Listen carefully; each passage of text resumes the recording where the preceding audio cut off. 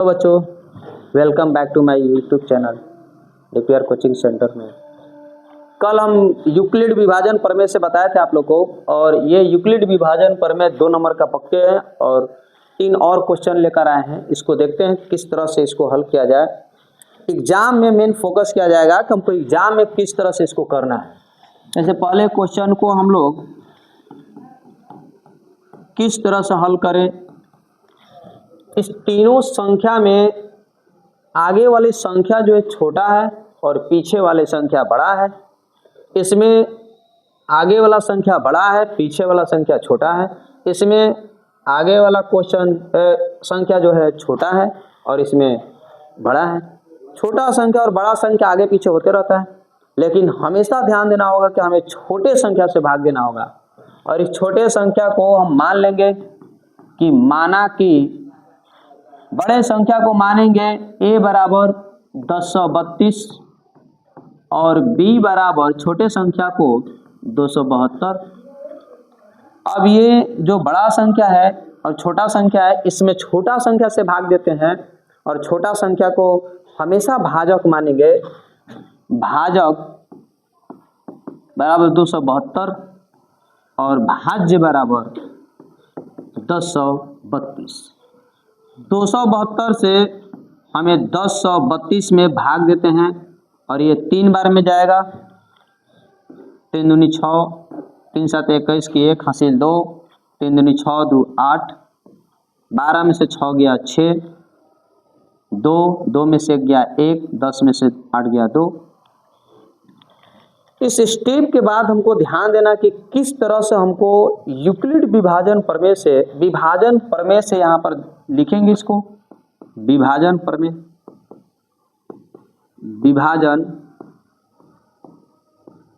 प्रमेय से क्या करना है। इससे 1032 बराबर ये भाजक गुने भागफल प्लस शेषफल लिखेंगे। 272 गुना 3 प्लस 216। यहाँ पर क्या देख रहे हैं कि ये हमारा शेषफल है और शेषफल हमें 0 के बराबर नहीं है। और जब शेषफल 0 के बराबर नहीं होता है तो हम अगले चरण में ले देते हैं। चरण 2 लेंगे, इसको चरण 1 लिख लेते हैं। चरण 1, चरण 2। इस चरण 2 में हम तय करेंगे कि कौन से हमें अब भाजक होगा, कौन सा हमें भाजक होगा और कौन सा हमें भाज्य होगा। इस संख्या को 216 जो है ये हमारा छोटा है और ये संख्या हमारा जो है 272 बड़ा संख्या है। तो छोटा संख्या को हम लोग भाजक कहेंगे।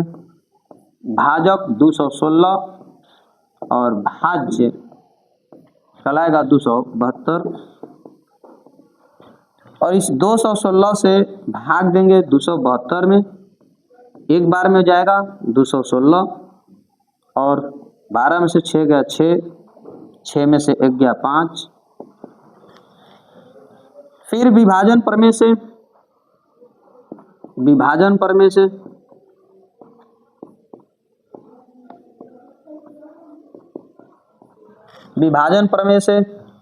ये 272 बराबर ये भाजक गुने भागफल 216 गुने 1 प्लस शेषफल में 56।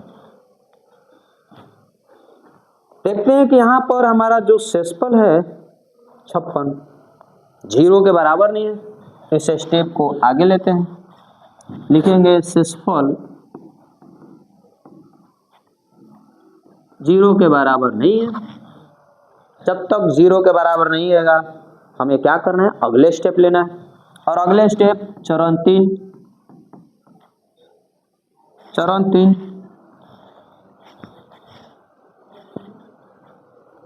इस चरण 3 में फिर वही बात कि भाजक किसको समझेंगे। ये जो 56 है नीचे शेष, यही भाजक बन जाएगा और ये 216 भाज्य बन जाएगा। 56 को भाजक को हम 56 लिखेंगे और भाज्य के रूप में कितना होगा भाज्य के रूप में 216। 216 को भाग देंगे किससे? 56 से। 216 में कितने बार में जाएगा? 3 बार में जाएगा। इसको 3 बार में ले जाते हैं। 3 छक्का 18 हासिल 1, 3 पाँच 15, 1 16, 16 में 60 गया 8, और ये 20 में से 16 गया 4। अभी भी हमारे पास 48 आया, अभी भी 0 नहीं आया।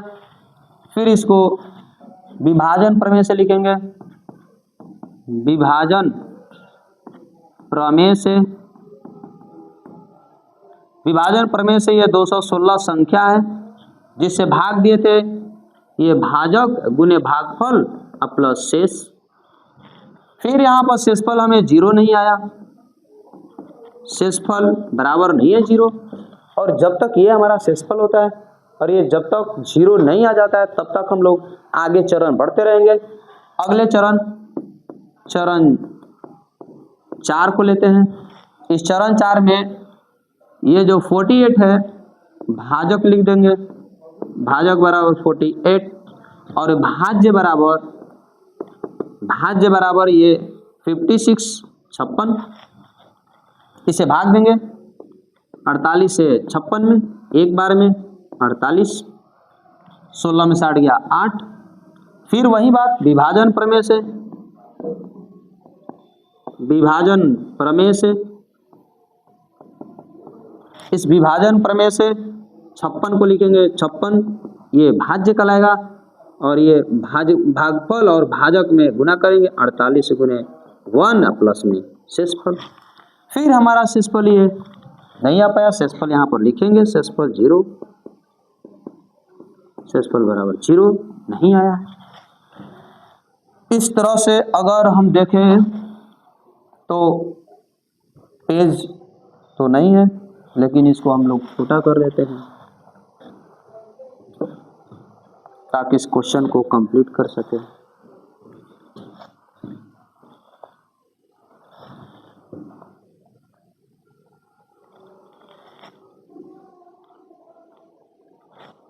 बच्चों आप लोग को दिखाई दे रहा होगा। अगले चरण में हम चलते हैं। ये शेषफल अभी भी 0 नहीं आया है। अगर शेषफल 0 नहीं आया है तो अगले चरण 5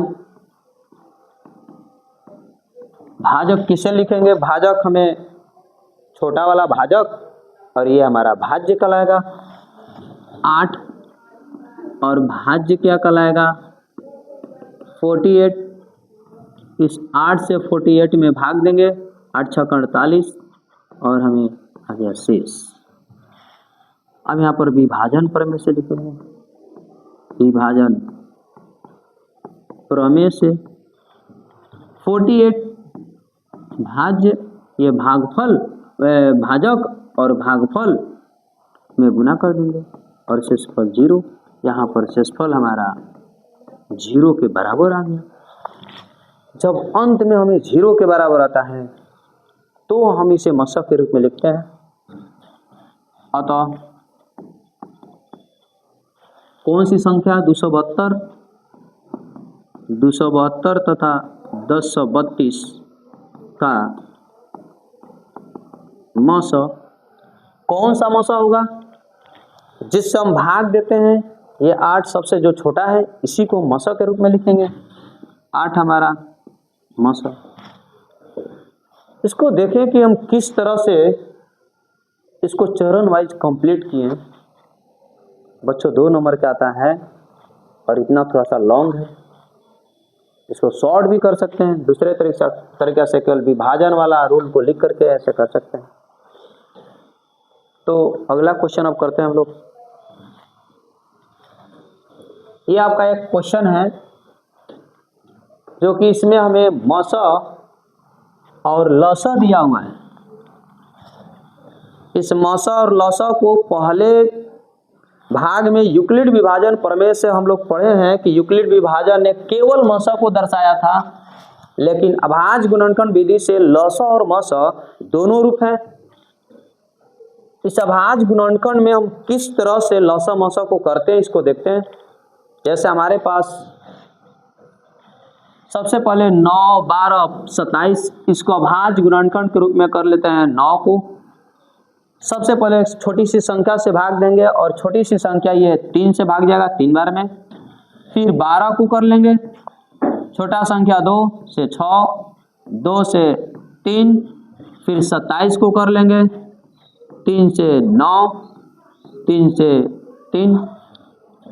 इस 9 बराबर 3 गुने 3 इस वाले संख्या को जो साइड से है इसको गुना के रूप में लिखेंगे। ये साइड से जो है इसको हम लोग गुना के रूप में करेंगे।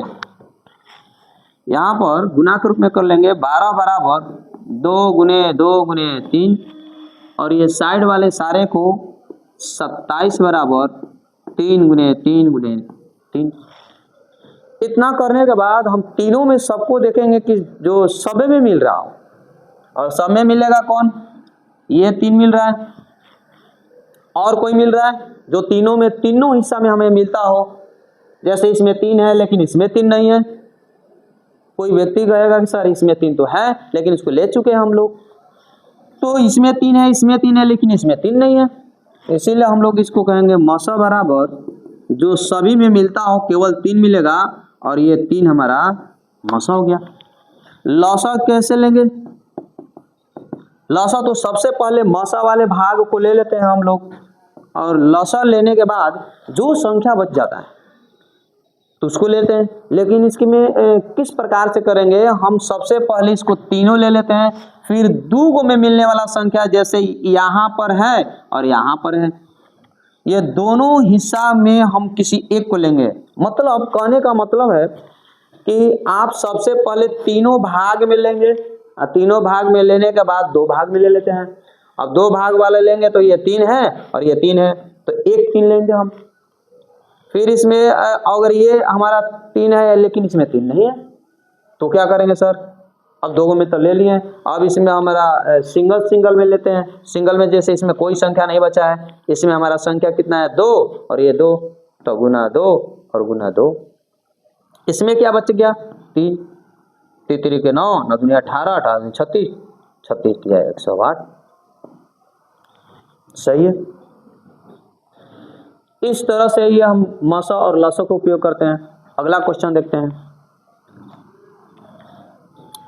वही क्वेश्चन, सेम क्वेश्चन, लसा और मसा निकालना है। उसी तरह से हम लोग 24 को फैक्टर कर लेंगे। अब आज गुणनखंड के रूप में 2 से भाग देते हैं 12, 2 से भाग देते हैं 6, 2 से भाग देते हैं 3, और ये 36 2 से भाग देते हैं 18, और ये 2 से भाग देंगे 9, और ये 3 से भाग देंगे 3। 24 बराबर लिख लेते हैं 2 गुने 2 गुने 2 गुने 3। 36 बराबर लिख लेते हैं 2 गुने 2 गुने 3 गुने 3। जो सब में मिलता है, मतलब ये 2 संख्या है, दोनों संख्याएं में जो मिलता है उसी को हम लोग मसा कहते हैं। जैसे ये हमारा हिस्सा जो है 2 2, ये हमारा दोनों में मिल रहा है, और ये दोनों में मिल रहा है, ये भी दोनों में मिल रहा है, और ये हमारा क्या कहलाएगा मसा। मसा 2 गुने 2 गुने 3, 2 दूनी 4, 3 12, और लसा बराबर